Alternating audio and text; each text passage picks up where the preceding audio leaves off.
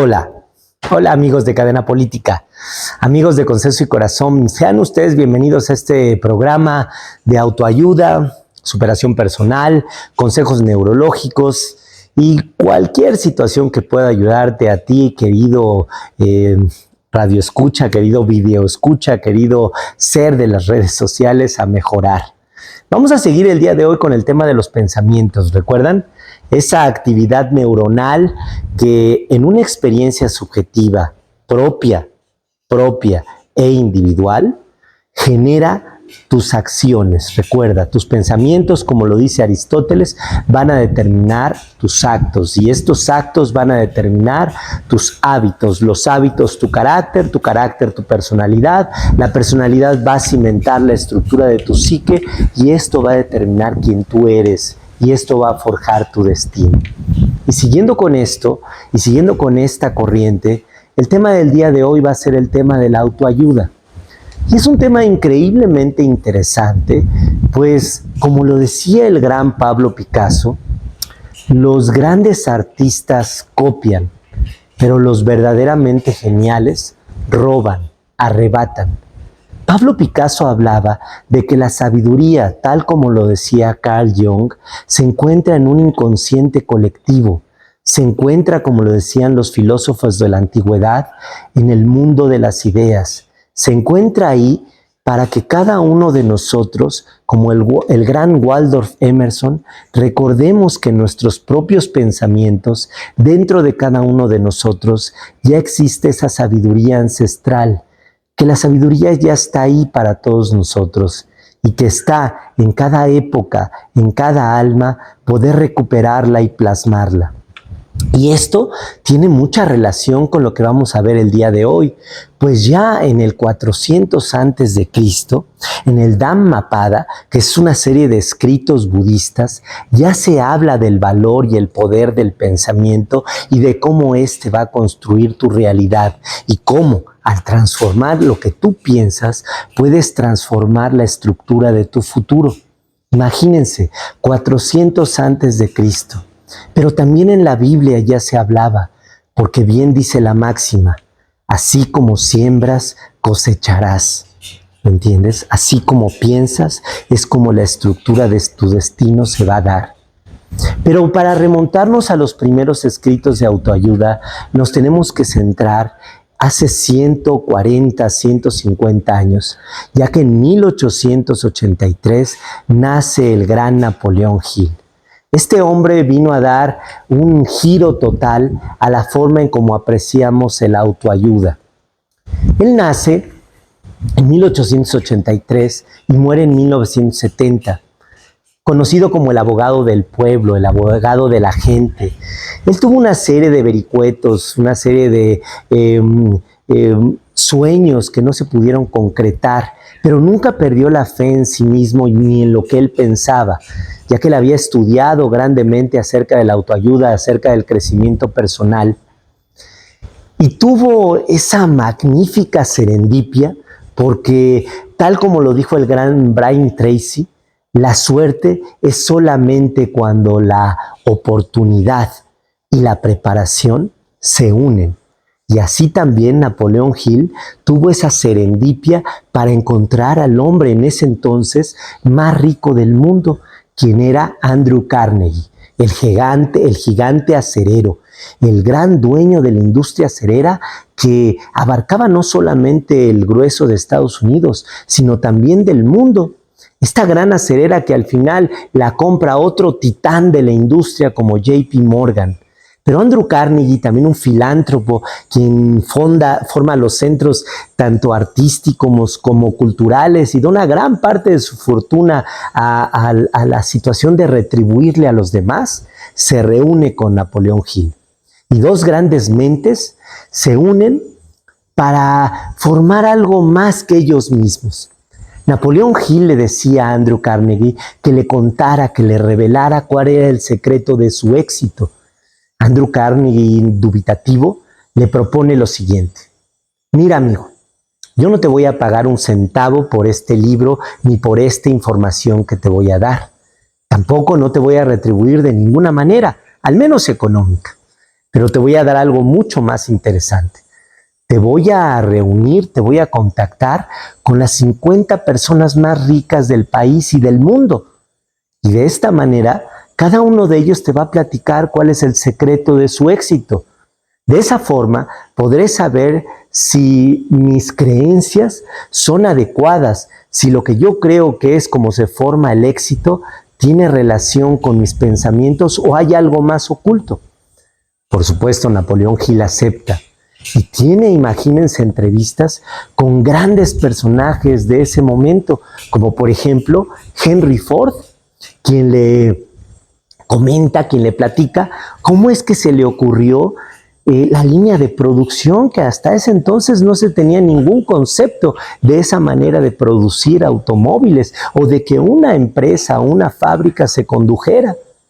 ¿Y qué tal de cuando le platica de la creación del primer motor de 8 cilindros? Que en ese entonces los ingenieros que trabajaban con Henry Ford le dijeron que era absolutamente imposible. Henry Ford solamente cayó, sonrió y les dijo que siguieran tratando. Y fue un año después cuando se le da la noticia que este invento, que este prodigio se había logrado. Y así Henry Ford, al igual que Andrew Carnegie, le dijo a Napoleón Hill que el secreto estaba en tener un sueño, una gran proyección de a dónde querías llegar, que ese era el primer objetivo claro que tenías que tener. No pensar en nada más como comúnmente lo hacemos, que tenemos miles de pensamientos al momento. ¿Recuerdan? Casi 90,000 al día. Pues los grandes lo que hacen es enfocarse en un sueño, no a corto ni a mediano, sino a largo plazo. Y de ahí decía Napoleón Hill que venía el siguiente aspecto. Primero, recuerden, tener un sueño, pero segundo, tener el deseo de lograrlo. Centrar todos nuestros esfuerzos, todas nuestras ganas en lograr ese objetivo. Y así también Napoleón Hill se reúne con el gran Thomas Alva Edison, quien le comenta cómo se le ocurre el primer foco y cómo a través de cientos y cientos, sino que miles de experimentos, logró por primera vez lograr una bombilla que no se fundiera inmediatamente y que pudiera permanecer prendida por largos periodos. Y así llegó a la tercera cualidad que debe de tener cualquier tipo de emprendedor, que es tener la persistencia, la perseverancia. También se reúne con el gran Graham Bell y con muchos otros, con JP Morgan, quien fue el que crea la General Electric, quien crea el banco JP Morgan, que hoy hasta nuestros días sigue siendo una de las principales estructuras financieras. JP Morgan le comentaba que el cuarto secreto del éxito es tener fe. Y fe, querido amigo, fe en ti mismo. Creer que eres capaz de lograr lo imposible, que tú no tienes ningún tipo de límite preestablecido y que solamente a través de esta fe inquebrantable puedes lograr y catapultar todo tipo de sueño. Hay una historia que no se ha comprobado en la que Napoleón Hill es el que presenta a JP Morgan o el que es el enlace para que Andrew Carnegie vendiera la cerera finalmente a JP Morgan y este construyera uno de los imperios que hasta nuestras fechas sigue prevaleciendo. Napoleón Hill también tuvo algunos contactos con la política y con la élite de ese tiempo y fue asesor de Woodrow Wilson, pero también de Franklin Delano Roosevelt, quien se dice que en las épocas de mayor problemática en el gobierno de Estados Unidos, cuando fue la Gran Depresión, también cuando fue la Segunda Guerra Mundial, usó la filosofía de Napoleón Hill para lograr los éxitos que todos conocemos. Napoleón Hill fue un mentor y como les decía en la máxima de Picasso, pero también hablar de la máxima de Newton, que recuerdan lo que dijo. Si he podido ver más lejos, es porque he estado en hombros de gigantes. A la postre se sabe que Newton no fue el autor de esta gran frase, sino que fue Jan de Salisbury. ¿Y lo ven? Fue atribuida al gran Newton, porque la sabiduría ahí está, el inconsciente colectivo está, el mundo de las ideas, la epifanía,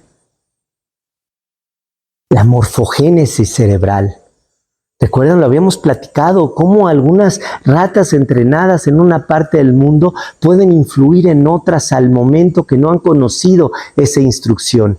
Y así también Napoleón Hill, de una manera sublime, inspiró a muchos otros autores de autoayuda, como por ejemplo al gran Brian Tracy y primeramente a Earl Nightingale. Earl Nightingale fue un hombre también desperdigado del mundo, un errante, un hombre que no tenía un sentido claro al principio, pero él cuenta en sus memorias que tuvo la oportunidad de leer Piense y hágase rico, que logró 10 millones de ventas en Estados Unidos, todo un bestseller hasta el momento de Napoleón Hill, y que fue lo que lo motivó a lograr el Seminario Fénix, esa serie de conferencias de Earl Nightingale que conmovió e influyó a tantos otros líderes y escritores de autoayuda, como Tony Robbins, como Deepak Chopra, como Eckhart Tolle, como Ben Brown, de la que vamos a hablar más tarde, y el gran Brian Tracy. Todos ellos son codiscípulos o transmisores de la filosofía de Napoleón Hill. Y Earl Nightingale lo conocemos que sobrevivió al bombardeo japonés en Pearl Harbor en el USS Arizona. Y al sobrevivir y regresar de esa calamidad, lee el libro de Napoleón Hill y hace su Seminario Fénix. También escribe el libro El secreto más raro del mundo, en el cual se da cuenta, como toda la humanidad se ha dado cuenta, que te conviertes en lo que piensas la mayor parte del día. ¿Lo entiendes?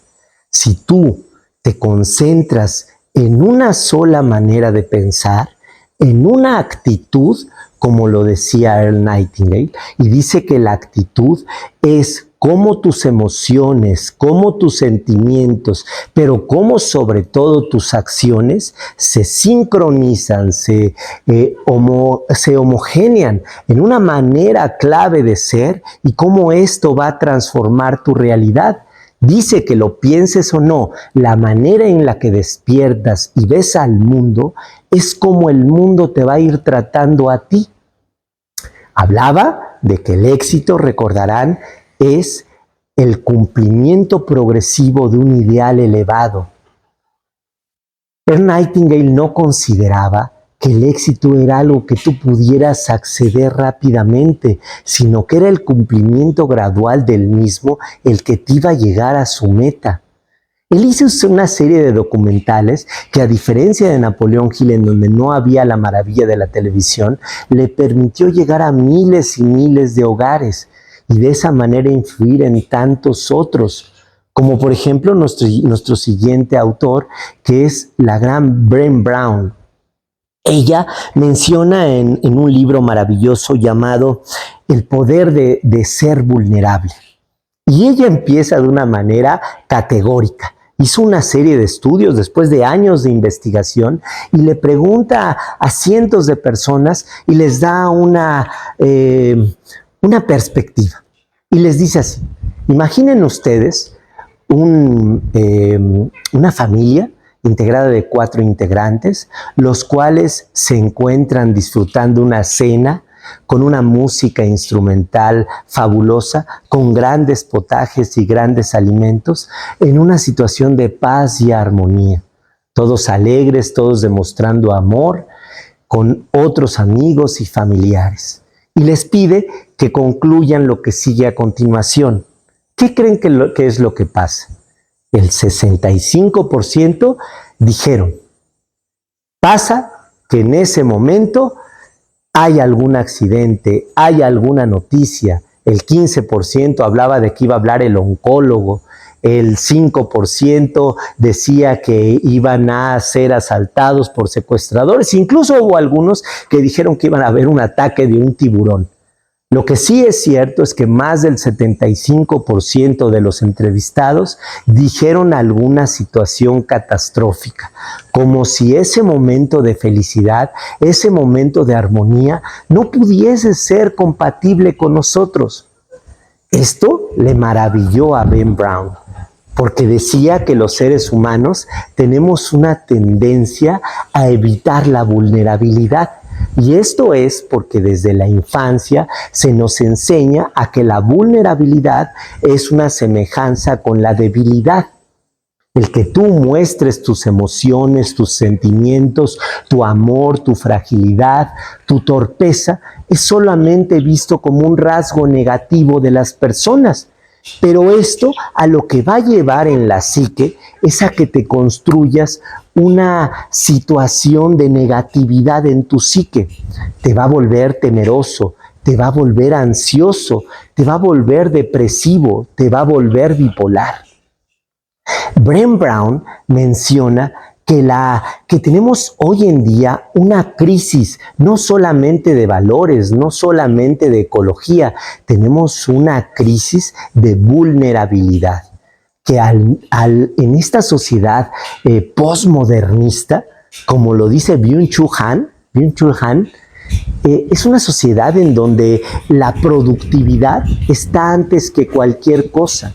Los momentos de ocio, los momentos de autorreflexión, los momentos de éxtasis han sido pasados de vista como algo negativo y solamente estamos esclavizados a producir, a tener éxito de alguna manera.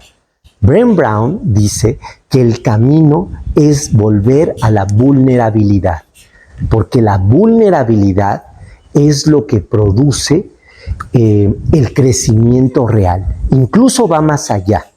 Habla que la vulnerabilidad sin fe lleva al extremismo, a los aspectos dogmáticos, pero la vulnerabilidad con fe te lleva al éxtasis, al éxito, a la empatía, a la camaradería.